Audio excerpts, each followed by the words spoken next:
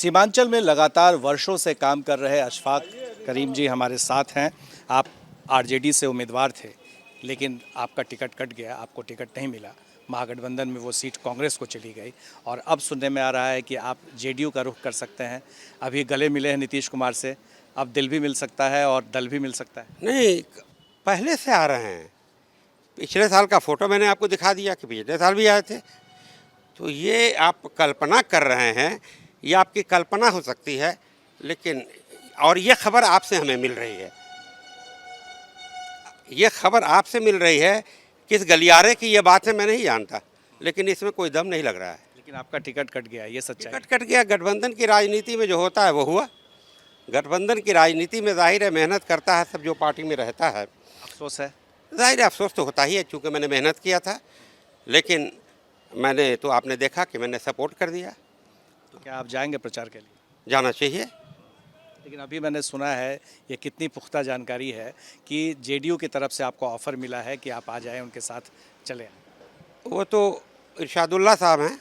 ये मैं समझता हूँ कि 20 बरस से मेरे पीछे लगे हुए हैं कि आप ज्वाइन कीजिए, आप चले आइए, हाँ चले आइए, चले आइए। आप पूछिए, हमेशा ये कहते हैं कि चले आइए।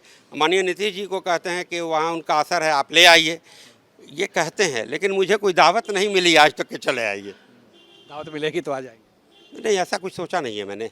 इतना आसान नहीं है कि दावत मिले। खाने पीने की तो मैं चला जाऊँ, आ जाता रहता हूँ खाने पीने के लिए। सीमांचल में आपका काफ़ी असर है। आपके टिकट नहीं मिलने से आपको लगता है कि वहाँ मायूसी है और लोगों में इसका फ़र्क दिखेगा? मायूसी इसलिए है कि मैंने वहाँ काम किया और स्वास्थ्य सेवा देने का काम किया। 37 साल से मैं वहाँ के लोगों का फ्री इलाज कर रहा हूँ और सुपर स्पेशलिटी की सेवा 1000 में कर रहा हूँ। आईसीयू 2700 में दे रहा हूँ। 42,000 48,000 में मैं न्यूरो सर्जरी लोगों को मिल रही है दवा के साथ। तो फैसिलिटीज़ हमने दिया है। तो लोग कहते हैं कि अशफाक करीम ने दिया है, हम लोगों ने कुछ नहीं दिया है। ये लोगों की फीलिंग अब है, और दूसरे लोग जो जिनको हम लोगों ने दिया उन्होंने कुछ नहीं दिया है। तो ये फीलिंग जो हुई है, ये हमारे लिए कामयाबी है, मुझे अच्छा लगता है। आप अगर चुनाव लड़ते तो आपको लगता है कि वहाँ जीत पक्की थी? देखिए पक्की कहना बड़ा मुश्किल वर्ड है, असंभव नहीं है, लेकिन मुश्किल वर्ड है, डिफ़िकल्ट है। क्योंकि लड़ने वाला ये नहीं कह सकता कि मैं बिल्कुल जीत रहा हूँ, लेकिन इतना कहता हूँ कि आज जितने लोग लड़ रहे हैं उनसे अच्छी पोजीशन मेरी ज़रूर थी। इसका असर पड़ेगा सीमांचल में? सीमांचल पर जाहिर है कि बहुत से लोग ठंडे हैं, ठंडे बस्ते में पड़े हुए हैं। दोनों तरफ के, जो सच्चाई है, दोनों तरफ के लोग ठंडे बस्ते में पड़े हुए हैं। लेकिन मैंने कह दिया कि गठबंधन में हूँ तो गठबंधन के साथ हूँ।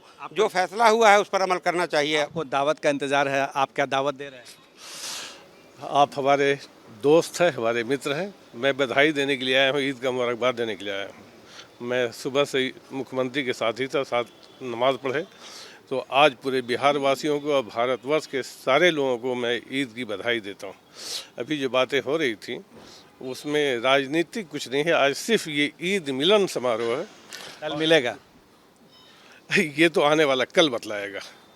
और अभी आपने जो अपनी ये बातें कही कि काफ़ी दिनों से मैं इनके पीछे था, इसलिए कि मैं एनडीए में शुरू से रहा और आप कांग्रेस में, लोजपा में, महागठबंधन में रहे। मैं भी कुछ रोज़ महागठबंधन में था। हमारी कोशिश रही, लेकिन आप अडिग रहे कि नहीं मैं जहाँ हूँ वहीं रहूँगा, मैं दल पार्टी नहीं छोड़ूंगा। आज भी वही बात है, लेकिन आदरणीय मुख्यमंत्री जी का एक संबंध शुरू से रहा है इनके साथ, हर साल आता है। आप दावत दे रहे हैं इनको जेडीयू में आने का? मैं तो दावत देता ही रहता हूँ। मैं करीब 15 सालों से इनको दावत दे रहा हूँ। क्या स्वीकार करेंगे दावत? खाने की दावत तो बराबर देते हैं, मैं हमेशा स्वीकार करता हूँ। पॉलिटिकल दावत का मतलब है कि बहुत सोचेंगे, विचार करेंगे। आगे पीछे बहुत सोचना पड़ता है। जनता क्या चाहती है, जनता की चाहत के बगैर मैं कोई फैसला नहीं कर सकता। आपने सुना अशफाक करीम जी को, इशारों में ही बहुत बातें कह दी और स्पष्ट भी कर दिया कि जनता क्या चाहती है।